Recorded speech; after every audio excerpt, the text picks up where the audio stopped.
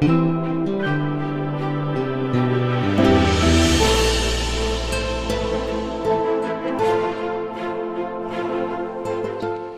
tal? Bienvenidos a una nueva edición del programa Abre los Ojos.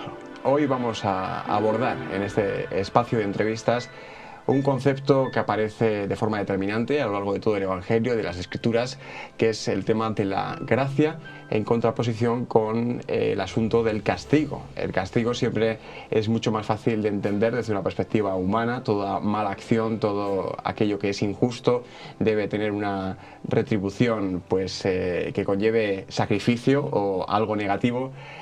Frente a eso, el Evangelio presenta un concepto revelador, que es el concepto de la gracia. Julio Leal, experto en educación y pedagogo, ¿cómo entendemos el concepto de la gracia? ¿Cómo se lo podemos explicar a aquellos espectadores que escuchan esta terminología por primera vez? ¿Qué es la gracia? Bueno, gracia significa don inmerecido. Es algo que es un premio, una cosa buena, que no mereces, no te esfuerzas, no trabajaste para eso. Sin embargo, te lo ofrecen, ¿no? Dios te ofrece por medio de la gracia la salvación, es lo que dice la Biblia. Y si no fuera por eso, no podríamos nosotros lograr por nuestros esfuerzos o lo que sea, pues alcanzarla. Es un concepto que por tanto está relacionado de forma directa con el tema de la salvación. Yo no sé si hay otras religiones en las que se aborde también el concepto de la gracia o esta justicia inmerecida, o se puede decir que es algo único y específico del cristianismo. Pues de hecho había unos teólogos que estaban reunidos en un concilio con esa pregunta, ¿no? Planteándose si de hecho había una doctrina que fuera exclusiva del cristianismo, porque hay muchas doctrinas que parecen muy peculiares, y de hecho decía alguno, pues sería el concepto de la encarnación de Dios, que es un concepto cristiano muy importante. Y alguien dijo, no, ese concepto también lo hay en algunas religiones. Y siguieron ahí planteándose el tema, y alguien nos dijo sería pues el concepto de la ley moral. Pues no, que tampoco era ese. Y bueno, la venida de Dios no lo era. Y bueno, se cuenta que pasaba por ahí ese escritor muy famoso, C.S. Lewis, que es el escritor de las Crónicas de Narnia. Y pues él dijo, al enterarse de lo que iba la conversación, bueno, eso es fácil. Sería la doctrina de la gracia. Porque no hay ninguna religión, aparte del cristianismo, este concepto de un Dios que está interesado, primero, en salvar, y segundo, que no pide a cambio nada. Ningún sacrificio, nada que sea para la salvación. Es decir, la Biblia enseña que la salvación está a tu disposición antes de que nacieras, y que la paga de esa salvación, el precio, pues fue la muerte de Jesucristo. Así que para tenerla no haría falta que tú hicieras algo. Y si tú haces algo para eso, tampoco puedes alcanzar, porque no hay nada que el ser humano pueda hacer para alcanzar la salvación, excepto pues aceptar ese sacrificio que hizo Jesús para conceder la salvación a quienes la quieren. No sé si esto desde un punto de vista humano, como decíamos al principio, es fácil de entender, no encaja con nuestros cánones de justicia, ¿no? Nosotros pensamos que pues si alguien ha cometido un asesinato o un robo o lo que sea, esperamos que se le aplique el peso de la ley. Llevado al terreno de la religión, al terreno de la salvación, al terreno de un juicio futuro, pues cómo podemos entender que haya determinadas personas que, pese a sus historiales o pese a lo que hayan podido hacer, lleguen al momento final de la historia y no reciban un castigo por eso. Pues es que hay que entender el castigo desde la perspectiva de Dios y no de la nuestra. Es que nuestra justicia más o menos aplica una ley que es la ley causa-efecto, ¿no? Si yo hago algo malo, pues merezco pues un castigo. Y si yo hago lo bueno, pues un premio. Pero desde la Biblia, el ser humano no puede en sí mismo hacer nada bueno. ¿Por qué? Porque desde que la naturaleza humana pues sufrió ese cambio terrible en el Edén por el pecado, no puede producir nada que sea bueno, sino que todo lo bueno que alguien puede hacer viene de Dios. Es decir, es la gracia de Dios interviniendo para que puedas hacer tú algo que se pueda considerar bueno. ¿no? Y eso está conectado con la salvación, ¿no? El concepto de salvación en la lengua griega viene de la palabra soteros, que es soteriología. Y esa palabra aparece y precisamente en los escritos de Pablo, pues aparece que la salvación viene por la gracia y mediante la fe. Entonces eso es lo que aparece en la Biblia, de manera muy llana. Esto abre de todas maneras perspectivas completamente nuevas y mucha gente pues se preguntará si quizá lo que está usted dando a entender es que esto abre las puertas a una salvación indiscriminada de toda la humanidad, o si esto acaba con el libre albedrío, la libertad de las personas, o si Dios puede obrar de manera que bloquee las consecuencias de las cosas que hacemos. Pues de hecho a veces lo hace. A veces lo hace. Y encontramos en la Biblia muchos ejemplos, ¿no? Tengo algunos ejemplos que quería enseñarles, van a aparecer aquí en la pantalla. Son ejemplos de personajes bíblicos y situaciones en que podemos ver claramente que algunos han sufrido sus penas, pues sus castigos, al parecer inmediatamente, y otros no. Con lo cual podemos pensar que hubo una intervención divina para que ese castigo que se esperaba no sucediera, ¿no? Por ejemplo, tenemos el caso de Acán, que es un caso muy conocido, emblemático, que dice que él tomó para sí los despojos de la guerra y Dios había dicho que no lo hiciera. Y pues él fue muerto por apedreamiento. Al descubrirse que había pasado, pues fue muerto con su familia. Pues el castigo ha sido aplicado, pero en el caso de Adán y Eva, por ejemplo, se había dicho que iban a morir, pero la muerte fue aplazada. Al menos sabemos que no inmediatamente se aplicó el castigo. Y hay otros ejemplos, por ejemplo, el Ananías y Zafira está en el Nuevo Testamento, en el libro de Hechos, pues se dice que ellos se engañaron, habían hecho una promesa, no cumplieron esa promesa y fueron heridos con muerte instantánea. Esa pareja murió de esa manera. Pero en el Antiguo Testamento, pues aparece que Nínive era una ciudad impía y el profeta Jonás, que iba a ser destruida. Y al final, el mismo Jonás se enfadó con Dios porque, ¿qué pasó? Dios no hizo eso que había prometido. Porque el pueblo de la ciudad se arrepintió y la ciudad no sufrió el castigo que estaba en la profecía de Jonás. Y él se enfadó mucho con Dios porque no entendía exactamente el carácter de Dios. Eso es interesante porque si un profeta puede no comprender completamente el carácter de Dios, bueno, tampoco nosotros a veces tenemos esa facilidad para entenderlo, ¿no? Y por eso Dios se esfuerza para revelarse a nosotros para que podamos entender cuál es su plan de salvación. Y puedo poner unos ejemplos más, pues hay más ejemplos de otros personajes. Por ejemplo, Giezi está en el Antiguo Testamento, era el ayudante auxiliar del profeta Eliseo. Pues ese hombre pues mintió, hizo cosas para tomar los dones que había traído Naamán de Siria, porque envidió, codició y pues quedó enfermo de lepra ese mismo día. Pero otro ejemplo diferente es de Rahab, que escondió los espías de Israel y al final pues fue rescatada y liberada, y el pueblo de su ciudad que murió, pues ella no murió con ese pueblo.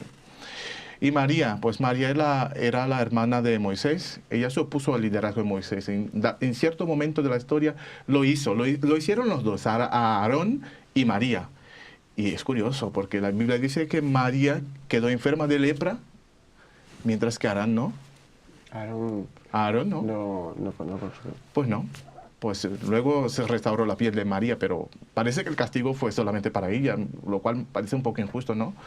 Pues Herodes, en el Nuevo Testamento, en el libro de Hechos, dice que pues se puso en el lugar de Dios y hablaba con una voz que era bonita, una voz, y fue alabado como si fuera Dios, aceptó esa adoración, lo cual es una ofensa terrible, ¿no? Una transgresión del primer mandamiento, y pues fue muerto al instante. Y en el Antiguo Testamento Ezequías pues le llegó una sentencia de muerte y luego pues oró, pidió a Dios que no, y al final su enfermedad de muerte fue curada y su muerte fue aplazada 15 años, recibió ese 15 años de vida. Y otros ejemplos como el de Nadab y Abiú, que ofrecieron fuego extraño al Señor en su santuario y fueron destruidos con fuego. Pero María Magdalena, que es un ejemplo muy, muy conocido del Nuevo Testamento, pues fue llevada para que fuera apedreada y no lo fue. Es decir, parece que su merecido no, al menos en ese momento no lo tuvo. Es decir, cuando analizamos tantos ejemplos en la Biblia, alguno puede quizás quedarse un poco, ¿sabes?, con duda sobre eso. Y eso fue lo que le pasó a un escritor muy conocido, es un filósofo llamado George Knight, que escribió un libro llamado La Cruz de Cristo.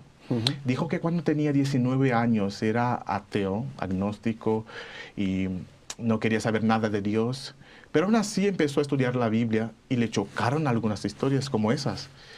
Y una de ellas fue la historia y la parábola que aparece en el capítulo 15 de Lucas, la parábola del hijo pródigo, muy conocida. ¿Y por qué le llamó la atención? Porque el hijo pequeño que había hecho todo lo malo, por lo que merecía su castigo, pues malgastó la herencia de su padre, se fue lejos, hizo cosas malas y al final al regreso el padre le hace una fiesta. Parece que le da atención, le da cariño y luego el hijo mayor se enfada mucho y dice, pero ¿qué? Eso no es justo otra vez. No es justo. El tema de la justicia otra vez. No es justo porque yo me he quedado. Yo sigo trabajando en la mañana, cuando hay frío, cuando hay sol, y estoy todo el tiempo pendiente de los negocios de mi padre. Si alguien merece algo, ese soy yo, ¿no? Y actuó como a veces lo hacemos nosotros con otras personas que viven con nosotros en la familia, a veces en la iglesia, ¿no? Pero ¿qué pasa? Es que la gracia de Dios da a la persona no lo que ella quiere, sino lo que necesita. Y ese hijo que regresaba y que ya no tenía nada y que tenía incluso dudas de si debía o no regresar, lo que necesitaba era que su padre le recibiera. Mientras que el otro hijo, que no se había marchado, lo que necesitaba era entender ese amor que el padre tenía hacia ambos y que él no comprendía muy bien. Bueno, hablábamos de la gracia como un don inmerecido, de la salvación como una decisión que toma primero Dios de salvar a la humanidad, no el ser humano que pueda hacer algo de forma voluntaria para ganarse esa salvación. Queda un poco en el aire esa pregunta que te decía si entendemos pues que hay una intención de salvar a toda la humanidad independientemente de cuáles sean, pues de que lo hayan aceptado o no, su salvación. Pues sí que hay la intención de salvar toda la humanidad, porque Jesucristo murió no solamente por mí, ni por ti, ni por un pueblo, ni por un país, ha muerto por todos, ¿no? Y la salvación, de hecho, es una acción divina. Es una acción divina. Pero también la Biblia dice que podemos obrar nuestra salvación con temor y tremor. Es decir, que nos toca a los seres humanos aceptar o rechazar esa provisión que ha hecho Dios. Es decir, la salvación es resultado de nuestra acción en forma secundaria. No que la podamos producir, sino que Dios ha proveído la salvación.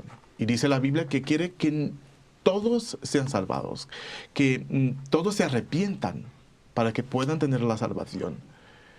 ¿Y qué pasa?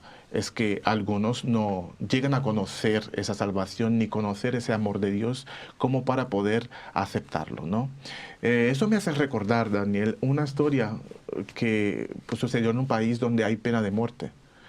Es que un hombre estaba sentenciado a tener la pena de muerte y hubo un movimiento muy grande de su familia y de las personas que lo conocían porque era inocente y había sido inculpado por algo que no había hecho. Con lo cual parecía que ese castigo no era merecido, ¿no? Y había ahí un gobernador que al final se convenció de que de hecho ese hombre era inocente y fue a la cárcel para liberarle. Pero antes de hacerlo, se puso una ropa de cura y fue a visitarle. Pero ese hombre ya había recibido la visita de muchos curas y estaba molesto. Y cuando llegó ese hombre, no sabía quién era. Dijo, no quiero verle. No quiero para nada. Y no quiso recibirle.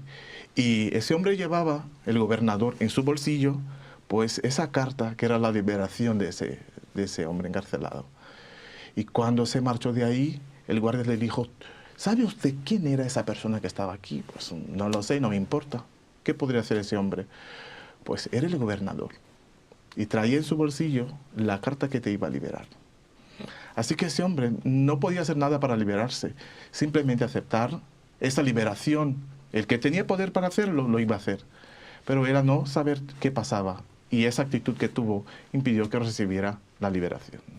Eso es lo que nos pasa a veces, ¿no? Es que la salvación está a nuestra disposición y nosotros al no entenderla o al no conocer a esa persona que viene a entregar esa carta de liberación, podemos hacer cosas que al final pueden perjudicarnos. Uh-huh. Bueno, el mensaje de la salvación y de la gracia en este contexto concreto es radical en el sentido de que puede condonar cualquier tipo de pecado o cualquier tipo de error cometido, ¿no? Pero ¿qué pasa entonces con el castigo, ¿no? Si una persona es deshonesta o llega a ser un criminal homicida, si ha cometido cosas atroces, errores gravísimos, la gracia de Dios le va a impedir tener su merecido, porque esto realmente, si fuera así, es un mensaje, como digo, radical, ¿no? Pues también se habla entre los teólogos de un concepto que se llama gracia barata. Y es que la gracia barata es la salvación que Dios ofrece sin tener nada en cuenta a todos. Pues la gracia no es barata. No es barata porque alguien tuvo que pagar. Y el precio ha sido la sangre preciosa de Jesús. Pero, como he dicho antes, juega un importante papel el libre albedrío que puede ejercer el ser humano para escoger el camino que quiere y para aceptar ese Dios que le ofrece su salvación graciosamente. Es decir, con el concepto de gracia también podemos confrontar el concepto de juicio. Pero el concepto de juicio, visto desde la perspectiva humana, excluye la gracia. Y el desafío es precisamente reunir en un marco coherente pues, el concepto de juicio y el concepto de gracia, ¿no? Es decir, Dios mantiene el registro de lo que hacemos, pero a la vez está dispuesto a borrar esos registros si tan solamente aceptamos la salvación. Y esa salvación pues tiene un efecto que la liberación de un juez, por ejemplo, de la cárcel, no puede tener. Pues si yo estoy encarcelado, si tengo una pena, si soy un criminal y salgo de la prisión, pues cuando salgo de ahí, mi carácter no está transformado. Quizás yo tenga los deseos de hacer lo mismo que hacía antes o incluso cosas peores.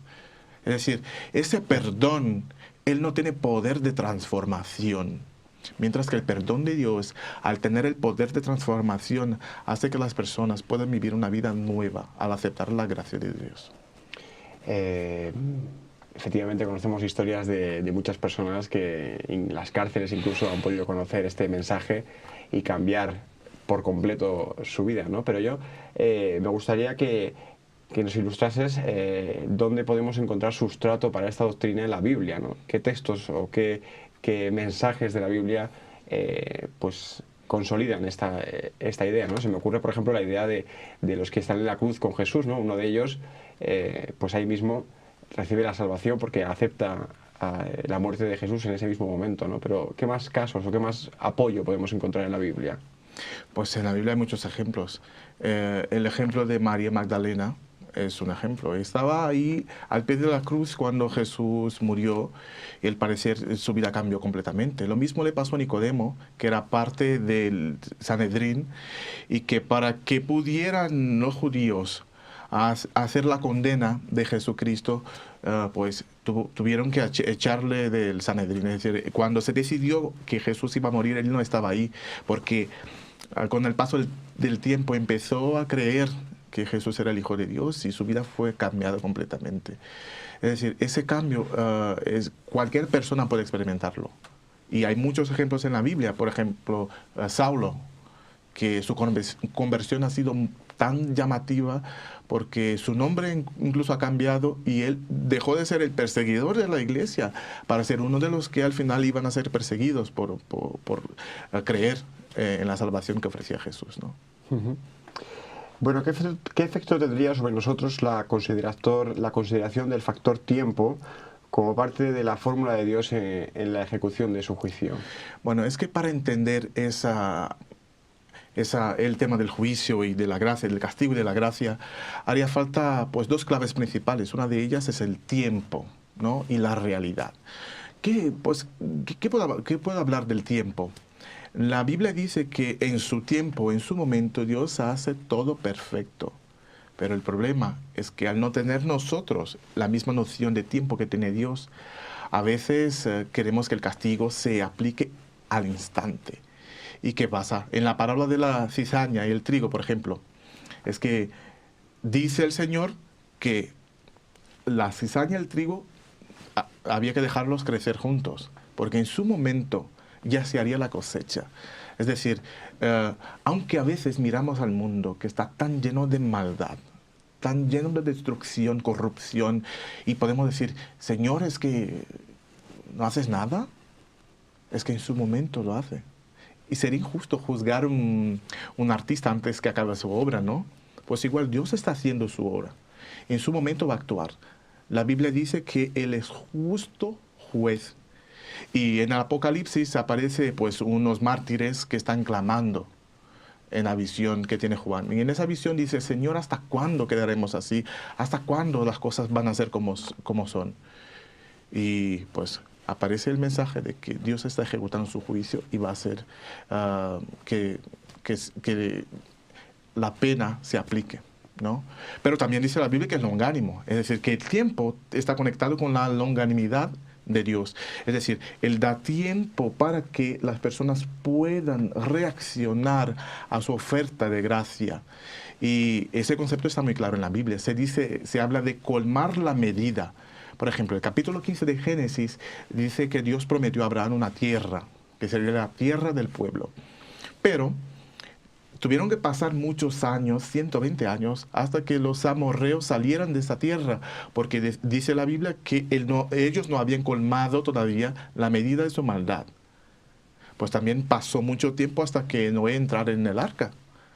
Y también ha pasado mucho tiempo desde que recibimos la promesa de que Jesús va a venir otra vez. Es decir, es la misericordia y la gracia de Dios que hace que el tiempo sea más largo para que más personas puedan aceptar esa gracia y la salvación.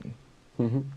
Por tanto, tanto juicio como gracia serían dos partes de una misma moneda, ¿no? En el mismo momento que hay un aviso de juicio o de un acontecimiento futuro en este sentido, también se da la vía de escape, ¿no? Que sería la gracia. Pues sí, así es. Están conectados. Y hay un texto, quisiera leer ese texto, que está en el Salmo 73, que habla precisamente de eso, que a veces juzgamos las cosas como si el juicio o como si los malos o los impíos estuvieran prosperando mientras que Dios no hace justicia con los suyos. Y ese fue el sentimiento de Asaf. No, este salmo no ha sido escrito por David, sino por Asaf. El capítulo 73 dice que él se quejaba delante de Dios, se quejaba y cuestionaba incluso la sabiduría de Dios, como lo hacemos a veces nosotros, ¿no? El versículo 11 dice, ¿cómo sabe Dios? ¿Acaso hay conocimiento en el Altísimo? Estos impíos, sin ser turbados del mundo, aumentaron sus riquezas. Verdaderamente en vano he limpiado mi corazón y he lavado mis manos en inocencia, pues he sido azotado todo el día y castigado todas las mañanas. Él se quejaba de que unos prosperaban mientras que otros no. Eso se parece a la parábola de los trabajadores. Uh-huh. Los trabajadores fueron contratados por su señor para trabajar en la viña, pero unos llegaron en la mañana, otros al mediodía y otros al fin del día.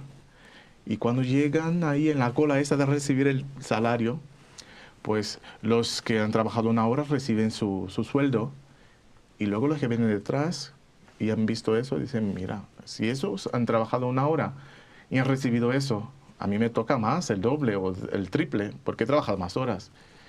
Y al final no, es que todos recibieron la misma paga, y esos hombres empiezan a quejarse. Y el dueño de la viña dice, pero yo había acordado con ustedes un valor, y ahora pago a todos ese mismo valor. ¿Es que no soy justo? ¿Ves que el concepto de justicia es diferente? Uh-huh. Es que eso es una ilustración de la gracia. No está hablando de dinero, ni de la cantidad de horas de trabajo, ni nada de eso, porque sería injusto si tú trabajas más que yo pues recibiera lo mismo. Es una ilustración de cómo Dios actúa con las personas. Es decir, no importa si tú has aceptado la salvación hace 10 años o 15 años y yo acabo de aceptarla, pues el cielo que ha prometido Dios está para todos. Bueno, y para terminar, has nombrado el factor tiempo y has nombrado también el factor realidad. ¿Cómo se encaja este otro factor en todo este contexto que estamos tratando? Bueno, es que no tenemos la conciencia completa de la realidad. Y al ver que algunos prosperan, como Asaf lo decía, creemos que está mal, pero no sabemos de hecho qué va a pasar. Lo que dice él en su salmo es que cuando entró en el santuario de Dios pudo ver el fin de ellos, de los malos, de los perversos. Es decir, no podemos ver lo que va a suceder en el futuro, pero tampoco podemos entender lo que está pasando ahora mismo. Porque nuestra limitación perceptual es muy grande. Eso aparece en el mito de la caverna de Platón, ¿no? Es decir, a veces creemos que conocemos toda la realidad y no es así. Cuando Dios y Job estaban en sus charlas, que están registradas en el libro de Job, pues Dios le preguntó a Job, ¿dónde estabas cuando yo fundé la tierra? Es decir, al no poder conocer todas las cosas, no podemos estar seguros de que eso que vemos es la injusticia y no la acción de Dios en su sabiduría para hacer que su plan se cumpla. No podemos conocer el plan de Dios por completo. Pero por la fe, aunque no podamos ver todo, podemos aceptar que al ser justo, está haciendo justicia y que su gracia es lo que permite que el mal pueda seguir su camino hasta un punto en que va a poner entonces el castigo y la justicia se va a manifestar. Bueno, pues Julio Leal, muchas gracias por haber ahondado con nosotros en este tema de la gracia, del castigo, de la justicia divina. Afortunadamente la justicia divina, aunque a veces no la entendamos, no la comprendamos, es menos dura que la justicia humana, ¿no? En cuanto a lo que hablábamos de causa-efecto, ¿no? Y nos abre las puertas a una gracia inmerecida, pero que también está a disposición de todos, sea cual sea el registro de nuestra vida y los hechos que hayamos cometido. Gracias por acompañarnos una vez más y a ustedes, a los espectadores, les esperamos en otro nuevo programa de Abre los Ojos.